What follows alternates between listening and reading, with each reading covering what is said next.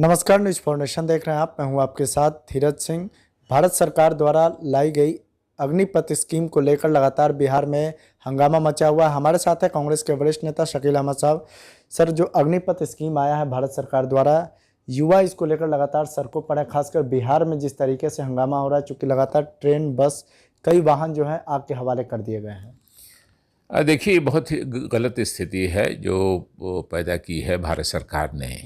एक तो इससे हमारी सेना कमज़ोर होगी, दूसरे हमारे लाखों युवा जो 2-2 साल 3-3 साल तैयारी करते हैं, देश की सेवा में जाएंगे, सेना में जाएंगे, और एक तरह रहता है कि परमानेंट एक अस्थायी नौकरी होगी, जीवन सुरक्षित होगा, और उसको 4 साल में युवा को आप भूतपूर्व कर देंगे।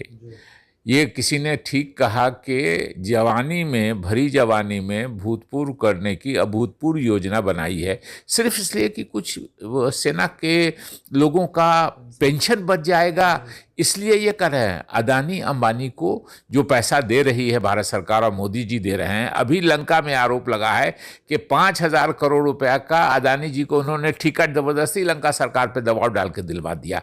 अब सोचिए तो कि 5,000 करोड़ में कितने युवाओं का हमारे जीवन और युवाओं के जीवन के साथ 2 साल पहले रोक लिया। वो उनका उनका उनका जीवन, क्या मध्य वर्ग को, क्या जो कम आय वर्ग के लोग हैं वो अपने बच्चों को कैसे शिक्षा देते हैं, कितनी परेशानी होती है। एक बात मगर ज़रूर कहेंगे कि जो हिंसा हो रही है वो गलत है। अधिकार है पूरा हमारे नौजवानों को आंदोलन करने का, लेकिन शांतिपूर्वक आंदोलन करें। इसमें कुछ असामाजिक तत्व भी घुस के प्रदर्शन करने की कोशिश करेंगे और हमारे छात्रों को बदनाम करने की कोशिश करेंगे। हिंसा नहीं होनी चाहिए। शांतिपूर्ण तरीके से अपनी बात निश्चित रूप से कहें, और ये उनके भविष्य के साथ मोदी जी ने खिलवाड़ किया है। उसका एक कारण है, वो जानते हैं कि समाज को धर्म के नाम पर, जाति के नाम पर बांटेंगे, लोग आपस में लड़ेंगे, इधर ध्यान नहीं देंगे। अभी आज मालूम हुआ है कि भर्ती जल्दी निकाल रहे हैं कि कुछ लोग इस लालच में कि साहब ये मिलेगा कि नहीं मिलेगा, कम से कम वो तो हो जाए, इसलिए उधर चले आवेंगे, तो तोड़ने की भी कोशिश करेंगे।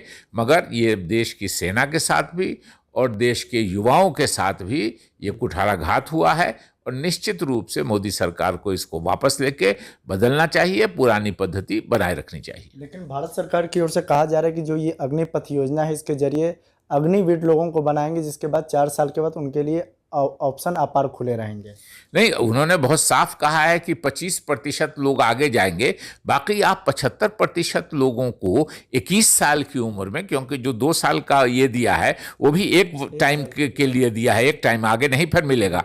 तो 21 साल की उम्र में आप किसी को रिटायर कर देंगे, बूढ़ा कर देंगे एक तरह से कि साहब अब आप हो गए, उसमें 25% लोग जाएंगे, बाकी 75% का क्या होगा। तो स्वाभाविक रूप से बिल्कुल ये छल और प्रपंच के साथ और सेना के साथ, देश की रक्षा के साथ, और राष्ट्रवाद के नाम पर प्रवचन देंगे, धर्म के नाम पर प्रवचन देंगे, और जब डिलीवर करने का काम आएगा तो सेठ साहूकारों को पैसा देंगे। हमारी देश की सेना के पेंशन के लिए पैसा नहीं है, हमारे नौजवानों के भविष्य के लिए पैसा नहीं है मोदी जी को। बिहार सरकार, लगातार कई राज्यों की सरकारों ने ऐलान किया कि जो अग्निवीर बनेंगे उनके लिए राज्य स्तर पर अपार संभावनाएं होंगी, प्राथमिकताएं देंगे। क्या आपको लगता है कि बिहार सरकार को भी ऐलान करना चाहिए, और नीतीश कुमार की चुप्पी क्या कहती है? देखिए, निश्चित रूप से उनको कहना चाहिए कि इस पर फिर विचार करें और इस फैसले को वापस लें। अब ये छात्रों ने आंदोलन शुरू किया है तो भाजपा की राज्य सरकारों ने ऐलान करना शुरू किया है। अगर छात्रों का आंदोलन न होता तो शायद ये भी नहीं होता।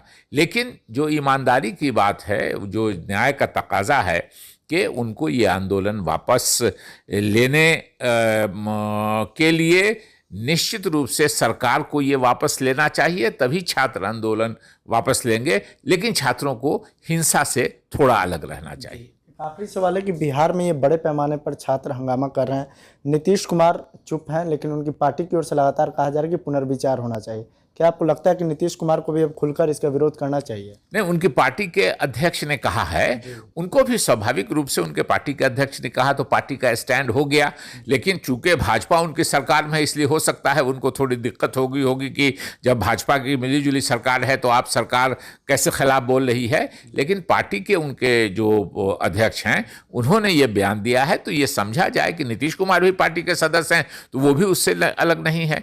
इसलिए मांग करनी चाहिए, ये खुल के मांग करनी चाहिए सबों को जो देश का हित सोचते हैं कि हमारी सेना को कमज़ोर नहीं करना चाहिए। उनके पेंशन के कुछ पैसे बचाने के लिए आप उनका पेंशन समाप्त करने पर लगे हुए हैं और इतने लाखों नौजवानों का भविष्य आप अंधकार में 2-2 साल 3-3 साल तैयारी करते हैं हमारे नौजवान के बिहार में, उत्तर प्रदेश में और दूसरे राज्यों में।